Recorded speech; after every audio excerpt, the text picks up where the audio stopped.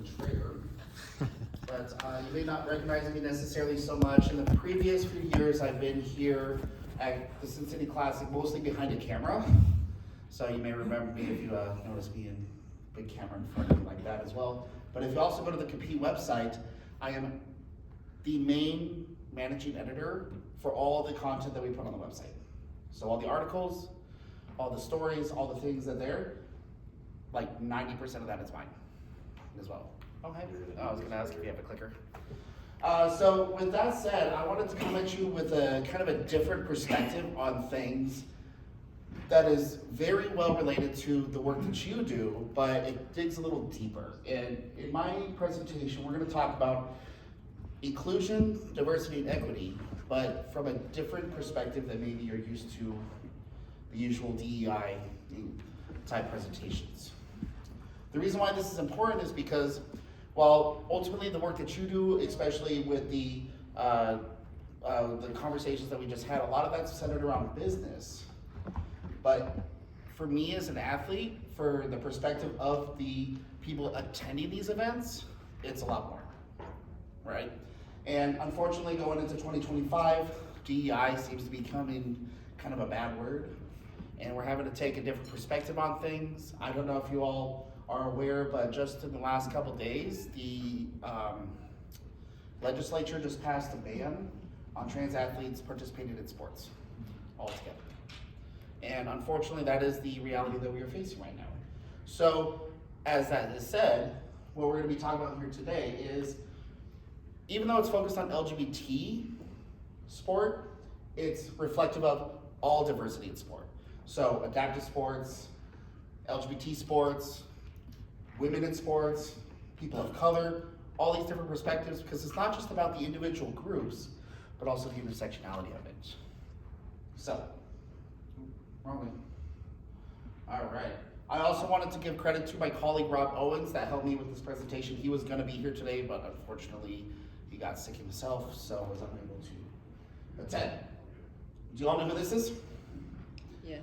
Marsha P Johnson. Famous quote of hers, no pride for some of us without liberation for all of us. And these words still hold very true today, especially in the work that we do in sports.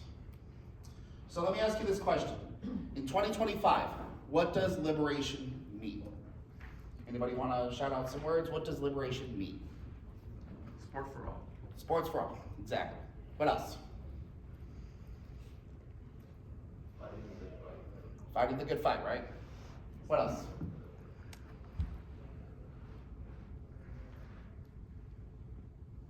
Any other? Maybe just recalibrate. Recalibrating, right? Adapting. You know, when something like a bill gets passed that bans trans athletes from sports, where do we go from there, right?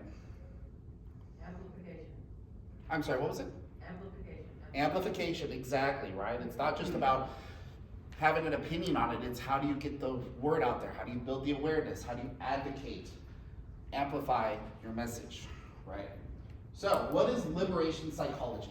Does anybody know, has anybody ever heard this term, liberation psychology? Okay. Basically, liberation psychology challenges the societal roots of oppression and allows oppressed groups to take what has been previously a tool of oppression, recognize it, and turn it into a source of liberation. Sports is a huge example of that. It focuses on social justice, overcoming oppression, turns that into empowerment, taking collective action, having a critical consciousness of the people that are involved with whatever the task at hand is, or the community, right? So sports, LGBT people, whatever. And it's rooted in the experiences of marginalized groups. So as we all know, there's no shortage of, unfortunately, marginalized groups in today's society. So when we talk about key concepts of liberation psychology, critical consciousness. What is critical consciousness in your perspectives? I think that you're evaluating how you personally feel about something, whether it's upright and you can know exactly what it is, or do you have your own subliminal things that are messaging to you as well? Exactly, right? You know, it's talking about your awareness of the issue at hand, and also reflective of maybe your own biases, right? What else? Any other thoughts on that? How about empowerment? What does empowerment mean in a context like this?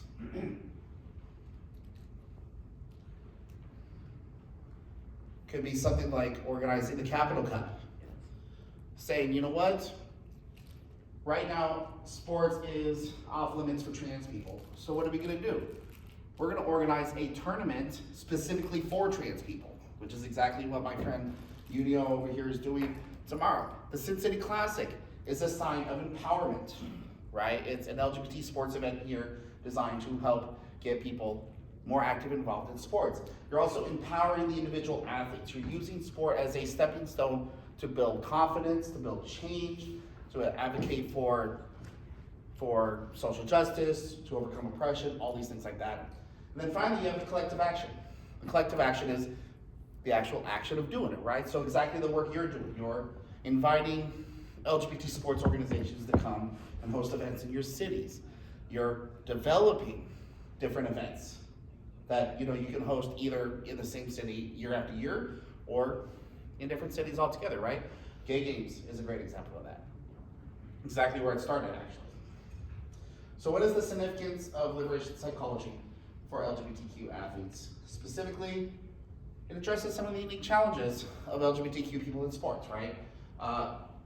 Any perspectives, thoughts, reflections? What are some of the challenges that LGBTQ people face in sports? What do you think? It doesn't have to be like sports like LGBT sport events, but just in general, the worldwide development of sports. What are your thoughts? Feeling welcome. Feeling welcomed, right? That's a big thing, It's when we talk about like things where you hear homophobic chants at a soccer match or locker room talk of, oh, did you know that there's a gay athlete here at this competition? Stuff like that. It's easy for people to feel unwelcome. When they feel unwelcome, they're less likely to participate, right? And we see this all the time in just general mainstream sports. I've had myself several experiences on this front where I've been at mainstream regular sports events and you hear comments, you hear things, maybe even overt actions themselves that ultimately make me feel unwelcome. In youth sports, it's about chain of command, life lessons, all those, natural, organic lessons that you learn as a child in sports that you take on to life. Exactly, and that's why sports is so amazing, because it teaches you so many life skills. It develops confidence, it develops discipline, it develops resilience, it develops all these things. I tell coaches all the time, because I work with a lot of coaches. My background is in sports psychology, mental performance coaching, sports diversity, a lot of these things. I tell every single person I work with in sports, at some point you have had or will have an LGBT person under your care. Whether they choose to be visible or not is irrelevant. You may never know. But the culture that you create within that context determines their forever relationship with sport. So if they have a negative experience, if they feel unwelcome, they're gonna quit. They're gone. You will never know why. And they'll never come back. Maybe they do come back in 10, 15, 20 years when they find, oh, there's an LGBT sports team or organization or something where I can finally feel welcome. But at that point, they've lost, 15, 20 years of what the benefits of sport can offer, right? So with something like liberation psychology, what we're doing is providing a framework for understanding and addressing what the systematic discrimination is. And that's the key here. So we need to identify what are some of the sources of discrimination and oppression, right? It could be locker room talk, it could be culture, climate, and youth sports, it could be whatever. But that's where we get the critical consciousness and awareness of what that is, so that we can turn it around and use it to empower our athletes, our coaches, and everybody else that's involved with our organization to advocate for themselves and their community. And this is where it becomes key, because I love everybody in this room represents a vast diversity of states and places that you are here to say, we want to bring sports diversity to our city, right? Fabulous. Now, when you do that, what is that message gonna send, not just to the LGBT sports community, but to your local physical communities as well? And that right there is to say, well, maybe we wanna go to Texas. Texas has a lot of money, right? But Texas is also not very safe for LGBT people, especially trans people. So maybe the sheer act of hosting an LGBT sports event or something along those lines helps to make a statement that you are advocating for your community, for those athletes, for not just the athletes themselves, but the LGBT community as a whole, right? I'm kind of going through this a little fast, so if you have any questions, feel free to ask. I mean, I only got like 25 minutes, and this whole thing is supposed to be, a little longer, so. Chris? I think one word that I kind of comes to mind when you were describing how both as an organization and a government organization and that sort of thing works in that space, it's fostering that sense of belonging between the individuals who are playing and that community that they're going into, and making sure that they feel that when they go to compete, whether it's for an Ironman or a half Iron, or whether it's a multi-day, multi-sport tournament like the Sin City Classic or the Capital Cup. It's how do we create that connection between the community and that sport that's going on. Exactly. One of my favorite examples of that was the gay games in Cleveland, which everybody thought when they awarded the bid, Cleveland, really? Who the hell wants to go to Cleveland, right? As an LGBT person, I was like, ew, no thanks. At the same time, Cleveland was like, gay games, really? Why do you want to bring a bunch of gays to Cleveland? So the host had to create that challenge because they had to create this relationship. And their tagline, I believe, was changing hearts and minds. And it was twofold, right? It was changing Cleveland's perception of the LGBT community, and it was changing the LGBT community's perception of Cleveland. To this day, I've been 2010, 2014, 2018, and 2023, so 4 gay games in my own experience. Cleveland still stands out as my favorite. And the city there was fantastic. They were super welcoming. It was just a whole lot of fun. The people on the streets are coming up to us and, celebrating our medals, talking to us about, our experiences, and even having an open mind to do something like go to the Pink Flamingo, which is a drag show in water. These are all like straight blue collar type people that don't really even know what a Pink Flamingo means, right? And so for me, now when I left, even to this day, 10 years later, I still have a very positive perception of Cleveland, and I'm more likely to want to go back there for, say, like if I was doing an Ironman or some other event, or just because Cleveland's awesome, so that's ultimately kind of what we're moving on here, right? So I appreciate you mentioning that, Grace, because that's a very key component. Can you go back to slide? Yep. The one thing I want to point out here is the fact that you had said that a member of a sports team or whatever might be LGBT. Mm-hmm. I don't think it's that simple. They might be a supporter of LGBT because part of their family is LGBT. They're dealing with people in sports who will find that as a problem with you. Yeah. Okay, so it's not necessarily that they're gay, it's just that they support LGBTQ rights. Right. Okay, so that's the other part of it. And, from my standpoint, pro sports are the worst. They are, you know what I mean? They just don't get it, and they won't get it. I don't think they will. But yeah, we had, the next slide where it says transphobia, and I'm just gonna give you this as an example. We have a certain bowler in one of our states who has successfully transitioned and all that kind of stuff. And one of our older bowlers went up to them and felt their breast to see if it felt any different than a real one. Yeah. Okay. That's a whole. Well, yeah. That's a whole lot of stuff. Yeah. Okay, but the question then becomes, where are we lacking? Right. And the key word is education. Exactly. If you do not educate these people about these things, they will never learn. They And will this- never learn. And this goes back to that critical consciousness, right? Because, stuff like that is so nuanced, but it's so important, right? Nobody wants to be sexually harassed. Right. Not something I signed up to do. Exactly. But I still had to handle it. Exactly, right? So. And listen, the deal is, and I don't know how some of these sports work, some of them do, but, we're older. Okay, the difference between the older athletes and the younger athletes are the fact that when you were in all these sports events in the 70s and 80s, it was all just basically a poke and tickle festival, and everybody hugged and kissed, and everybody did all this, and it was all acceptable because you were within your group. You can't do that today. So to these two 65-year-old people who did this to this 20-some-odd-year-old person, they didn't see the problem. Right. And that's where we have to do better. Right, exactly, and that's where we hit, what does transphobia look like? What does homophobia look like? Even if it's maybe with good intentions, maybe you're not trying to be an asshole or something like that, but something like that where maybe, oh, this is what you're used to is not necessarily Exactly. the right way to do it, or the acceptable way to do it, right? So again, it's that critical consciousness and awareness of what does that look like, what does that mean, and what's more important, because sometimes you can't control sometimes when that stuff happens, right? Shit happens. What you can control is how do you respond to it? And that defines what you're ultimately gonna be achieving, whether you're an advocate or an ally, or a member of the community yourself. That's gonna be the key. How do you respond to it? Because everybody's gonna be looking at you then and say, hey, yeah, this incident happened, that sucks. Well, how do they respond? Steve? Okay. I thought you were just so excited about this. But it also talks about the intersectionality of it, right? So we don't just want to talk about homophobia. We don't want to just talk about transphobia, racism, ableism, all these things. How do these intersect with each other, right? Because marginalized groups don't necessarily find themselves with one or the other.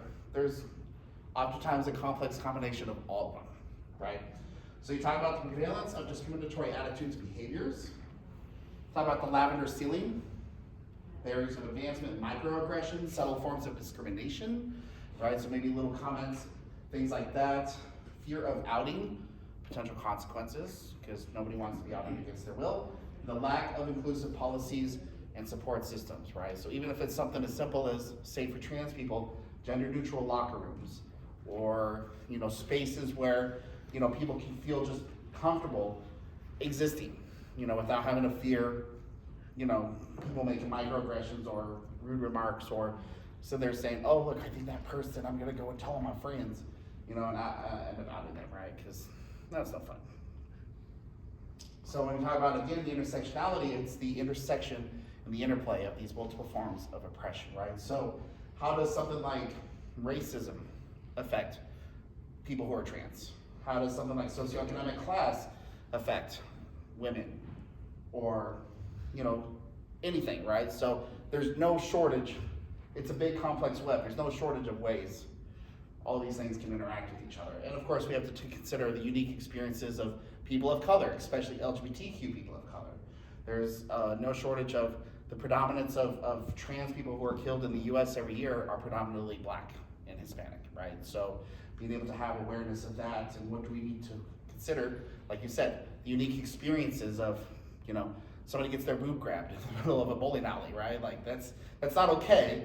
And it's something that maybe for me as a cisgender male, I will never really fully understand what that feels like to be in that situation, but understanding what that is to be able to make those kind of policies and responses that are necessary towards ensuring that stuff never happens again. Right. So unfortunately, I only got a couple more minutes, but the last little thing I want to talk about is the ultimate role of sport and LGBTQ liberation, right? So again, kind of reflecting back, critical consciousness. How can we help recover the historical memory of LGBTQ sport to raise critical consciousness? People talk about things like trans athletes in sports, right? They think about, oh, well, we don't know anything because, we just don't know anything, right? Yes, we do, because they've been doing this for 40-something years. The gay games have been around since 1982 and have been welcoming to trans athletes since then. Friends like Unio are organizing entire tournaments for trans, intersex, and non-binary people. And they've been doing it for years, for several years now. So we have the information, but we need to have the awareness and the memories of it to learn from that can help raise our critical consciousness. You get to the empowerment of it again. How do we continue to build the self-efficacy and agency among our LGBT athletes and other athletes of oppressed groups, right? So, again, the intersectionality of it. And how do we use that to develop the leadership skills, the advocacy skills, and strategies to make sure that sport is accessible and inclusive for all? Because, like you said, those life skills you develop as a kid, that's the exact kind of stuff that we need to have if we're going to take a stand against the oppression and discrimination that's happening right now And doing all of this by playing games. Because that's what sport is, right? Playing games, having competitions, just being athletes. Everybody loves that stuff, you know? So how do we organize and mobilize social change in sport? What does it mean to host an event like Kicking Out Transphobia or Gay Games or something like that, right? And how do we use that to build alliances with other marginalized groups? And that's where we talk about what you all were talking about with the community aspect, right? So you say, okay, who are the members of our community here that are also part of, you know, marginalized groups or oppressed groups that we can use to bring into the fold, create the conversation with, and help bring them in to not just empower the LGBT sports community, but the physical communities in which you're located in as well. So I'll leave it there with that. If there's any other questions or anything like that, I'll open the floor real quick, just a couple more questions. I'm also gonna have Trey and Eric send my presentation out as well, so there's more stuff on there if you want, you can dig deep into it as well. So I also just wanted to say it's about the work that you do behind closed doors, and it's about the work that you do when the cameras are off. It's not when people are looking at you when it matters the most. I would add to that, Trey, that it's not even the work that you're doing in the community. Many of us are running about boards and things like that, and to identify the diversity in your board and the sub-bosses that we may have, even to the person that we love right next to us and respect right next to us, but we do not realize we're sliding because of ignorance. I will say I once participated in a qualitative research study on allyship. And one of the things they asked me was, what are the key components of being an ally? And I said, speaking up for oppressed peoples when they are not in the room, and doing so in an environment where it may not be socially acceptable. And that's the key, right?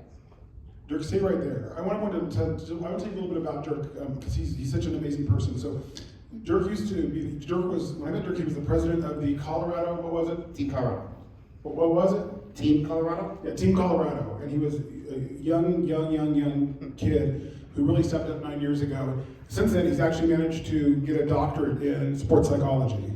So he's really done it, and he does so much volunteer work. Like, he volunteers probably more hours a week than he works. It's the most incredible thing I've ever seen in my life. And he's so dedicated to this cause and to helping people. He never says no. He's working with cheer. He does interviews all the time. Just an amazing person. And he worked himself through school to get a doctorate degree, delivering groceries on a bicycle during COVID. I mean, this is an amazing story. I just want to let you know that he has made a sacrifice to deliver this to you, and we are so appreciative for all the knowledge he has. And if you ever need anyone to speak or to help with create a policy for your organization, feel free to reach out to Dirk anytime. He's more than happy to help. And I just want to say sincerely thank you for all the work that you do, David. Let's give him a big, huge round of applause. You want to add to that, or you want to bow? How about? What's up next, Trey? Thanks, David. I call him Dirk. He's mature now, so he wants to go by David. I'm having a really hard time changing what I call him. It's a long story. Yeah. We'll just. Trey's going to call and release everyone for a short break. Yeah, short